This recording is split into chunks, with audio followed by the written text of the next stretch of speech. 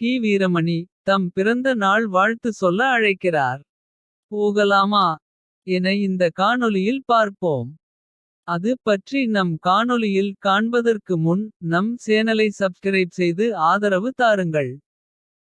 உங்கள் ஆதரவு நமக்கு ஊக்கமளித்து இன்னும் நம் பங்களிப்பை சிறப்பாக செய்ய உதவும். நன்றி. இனி காணொளி.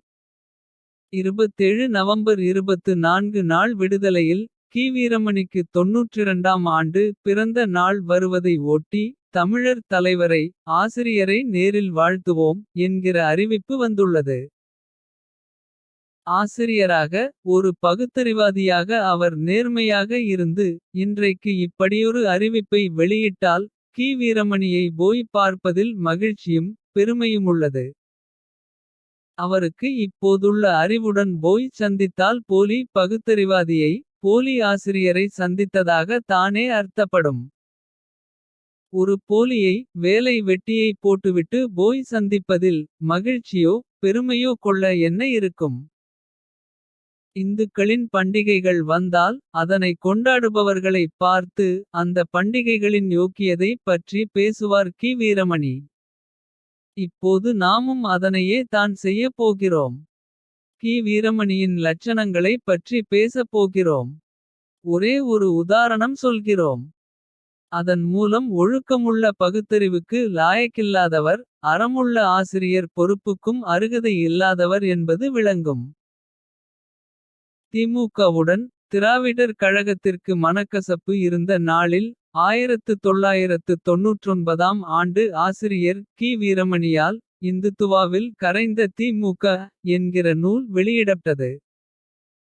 மின்சாரம் என்கிற புனைப்பெயரில் எழுதப்பட்ட அந்த நூல் தீக்க ஆசாமிகளாலேயே பின்னாளில் தடை செய்யப்பட்டுவிட்டது. உலகிலேயே தாங்கள் வெளியிட்ட நூலை தாங்களாகவே தடை செய்த ஒரே அமைப்பு என்கிற பெருமைக்குரிய அமைப்பு திராவிடர் கழகத்திற்கு மட்டும் தான் உண்டு. சரி, நூலை ஏன் தடை செய்தார்கள். தாங்கள் பகுத்தறிவாதிகள் அதில் பகுத்தறிவுக்கு மாறான கருத்துக்கள். தங்களையும் அறியாமல் பொய்மையை விதைத்த கருத்துக்கள் அதில் இடம் பெற்றுவிட்டதால். வெளியிட்டுள்ள நூலை திரும்ப பெறுவது போல் தடை செய்தோம் என்று தடை செய்தார்களா. நிச்சயம் இல்லை. நூல் உண்மையை பேசியது. தாங்கள் வெளியிட்ட நூல் உண்மை பேசியது என்கிற ஒரே காரணத்திற்காக தடை செய்ததும் திராவிடர் கழகமாக தானிருக்கும். போய் தான் கசக்கும். ஆனால் கி. வீரமணிக்கு தாங்கள் பேசிய உண்மையே கசந்துள்ளது. அதனால் தான் அவரை நேர்மையற்ற பத்திரிகை ஆசிரியர் என்றோம். நேர்மையற்ற பகுத்தறிவாதி என்கிறோம். தாங்கள் பேசிய உண்மை திராவிட முன்னேற்றக் கழகத்திற்கு மட்டுமல்லாமல். தங்களுக்கும் தர்மசங்கடத்தை ஏற்படுத்துவதாக இருந்ததால் தடை செய்துவிட்டார்கள். அப்படியென்ன அந்த நூலினால் தர்மசங்கடம். நூலை வாசித்து தெரிந்து கொள்வோம். திமுக தொடர்புடைய நிறுவனங்கள். பிரச்சார சாதனங்கள் எல்லாம் கடந்த பல ஆண்டுகளாகவே இந்துத்துவாவை பிரச்சாரம் செய்யும் ஊதுகுழலாகவே மாறிவிட்டன. பத்திரிகைக்கே குங்குமம் என்று வைத்தாகிவிட்டது. அதன் முதல் இதழ் அட்டைப்படத்திலேயே காஞ்சி சங்கராச்சாரியாரின் உருவம் பல வண்ணத்தில் அச்சிடப்பட்டுவிட்டது. அண்ணா பிறந்த நாளுக்கு ராசிபலன் பார்க்கும் அவலம். சன் தொலைக்காட்சியில் அரங்கேறிவிட்டது. ஒவ்வொரு நாளும் ராசிபலன்களும் இடம் பெற்று விட்டன. கட்சியின் தலைவரே பகுத்தறிவு கொள்கையில் சந்தேகத்திற்கு அப்பாற்பட்டவராக இல்லை. மஞ்சள் துண்டு அணிந்து தனது மகிமையை குலைத்து கொண்டார். நானாதிகன் என்று இரட்டை பொருள் தொனிக்குமாறு கூறியும் விட்டார். திமுகவின் மாநாட்டு பந்தலுக்கு பந்த கால் முகூர்த்தம் எல்லாம் கோலாகலமாக நடக்க ஆரம்பித்துவிட்டது. அதை விட முக்கியம். திமுகவின் கொள்கை பரப்பு செயலாளர் யார். பக்தி பழமாக ஆஷாடபூதியாக வெளித்தோற்றத்தில் காட்சி எளிக்கக்கூடிய திருவாளர் டி. ராஜேந்தர் தான்.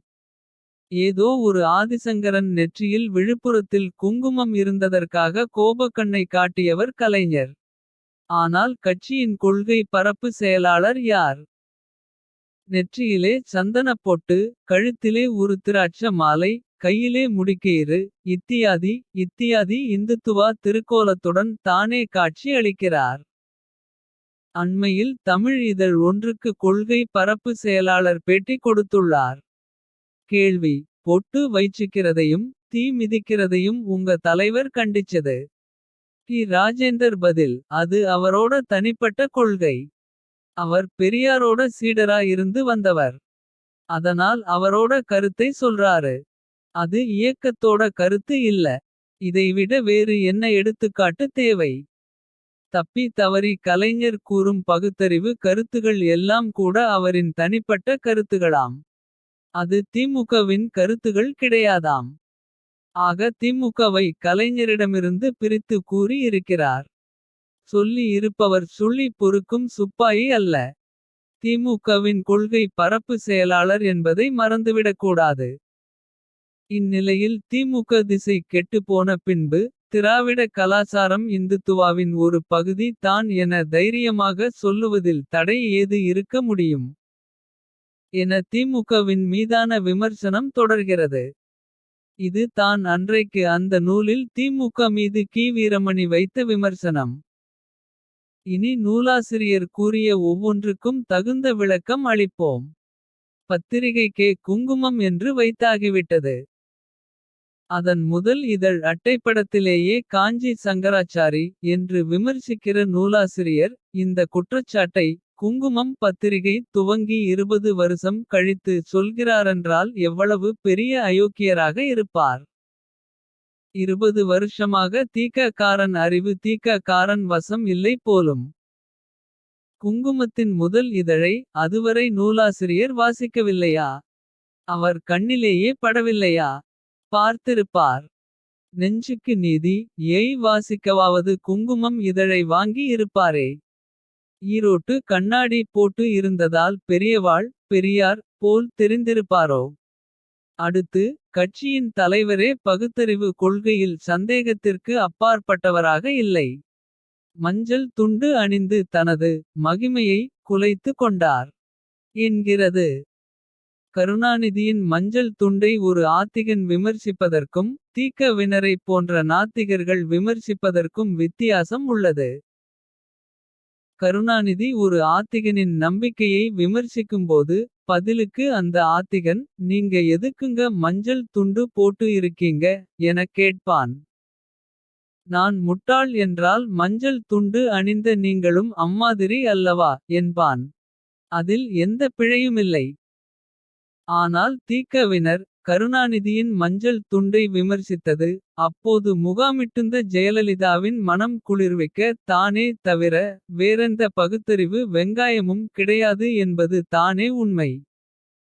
பகுத்தறிவு இருந்தால் பிறகு கருணாநிதி முகாமுக்கு வந்திருந்த 15 வருஷத்தில். என்றைக்காவது மஞ்சள் துண்டை பற்றி பேசி இருப்பார்களே மானமிகுகள். ஒருவனின் மூடநம்பிக்கையை தீக்க ஆசாமிகள் விமர்சிக்க வேண்டும் என்றால். அவர்கள் ஈரோட்டு கண்ணாடிகாரர்களாம் தீக்க வினருக்கு எதிரியாக இருக்க வேண்டும்.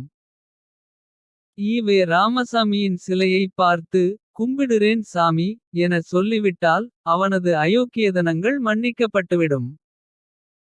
அப்படி தான் அறிவு குருட்டு ஈரோட்டு கண்ணாடியில் பார்த்து சன் தொலைக்காட்சியை விமர்சிக்கிறார்கள். கருணாநிதியோடு முட்டல் மோதல் இருந்தபோது. அண்ணா பிறந்த நாளுக்கு ராசிபலன் பார்க்கும் அவலம். சன் தொலைக்காட்சியில் அரங்கேறிவிட்டது. ஒவ்வொரு நாளும் ராசிபலன்களும் இடம் பெற்று விட்டன. சரி. இன்றைக்கு சன் தொலைக்காட்சி அதே போல் விமர்சிக்கப்படுகிறதா? இல்லையே. அன்றைக்கு ராசிபலன் என்கிற அளவிலிருந்த பிற்போக்குதனம் இன்றைக்கு பேய் கதைகள். ஆன்மீக தொடர்கள் மந்திரவாதிகள் என சன் தொலைக்காட்சியில் பல்கி பெருகிவிட்டது. இன்றைக்கு இந்துத்துவாவில் கரைந்த திமுக வில் விமர்சித்தது போல் சன் தொலைக்காட்சியை விமர்சிக்கிறார்களா? இல்லையே. ஏன் விமர்சிக்கவில்லை? நூலாசிரியர் இறந்துவிட்டாரா அல்லது எதையும் எழுத முடியாத அளவுக்கு மனநலம் பாதிக்கப்பட்டுவிட்டாரா? இல்லை ஐயா இல்லை. தீக்கவினரும் திமுகவினரும் ராசியாகிவிட்டதால். ராசி பலன் பார்ப்பது மானமிகுகளுக்கு குற்றமாக தெரியவில்லையாம். தம் புத்தி இவ்வளவு கேவலமாக தடம் புரண்டதற்கு நூலாசிரியரும் நூலை வெளியிட்ட ஆசிரியரும் வருந்த வேண்டாமா? பகுத்தறிவாதியாக இருந்து கொண்டு. நாம் எவ்வளவு கேவலமான புத்திக்காரராக இருக்கிறோம். ஒரு நூலை மறைத்து வைத்துவிட்டால் நூலில் சொன்னதெல்லாம். சொல்லவில்லை என்றாகிவிடுமா. பூனை கண்ணை மூடிக்கொண்டு பூலோகமே இருண்டுவிட்டதாய். நினைத்த கதை தான். அன்றைக்கு டி ராஜேந்தரை வசைமாறி பொழிந்தவர்கள். இன்றைக்கு பக்தி பழமாக மந்திரி சேகர் பாபுவுக்கு என்ன சொல்வார்கள். நாம் திகவினரை போலி பகுத்தறிவாளியாக இரு என்றா சொல்கிறோம். இல்லையே, நேர்மையான ஒழுக்கமுள்ள பகுத்தறிவாளியாக இரு என தானே சொல்கிறோம். போலி பகுத்தறிவாளியாக கூட வெட்கமின்றி மானமின்றி இருந்துவிடுகிறார்கள். மெய்யான பகுத்தறிவாதியாக இருக்க தான் அவர்களுக்கு கடினமாக உள்ளது. இத்தகைய அறிவு ஆசாமியை நாம் நேரில் சந்தித்து பிறந்த நாள் வாழ்த்து சொல்ல வேண்டுமாம். என்றைக்கு அவர் நேர்மையான பகுத்தறிவாதியாக. அறிவொழுக்கமுள்ள பத்திரிகை ஆசிரியராக உருமாறுகிறாரோ அன்றைக்கு வாழ்த்துவோம்.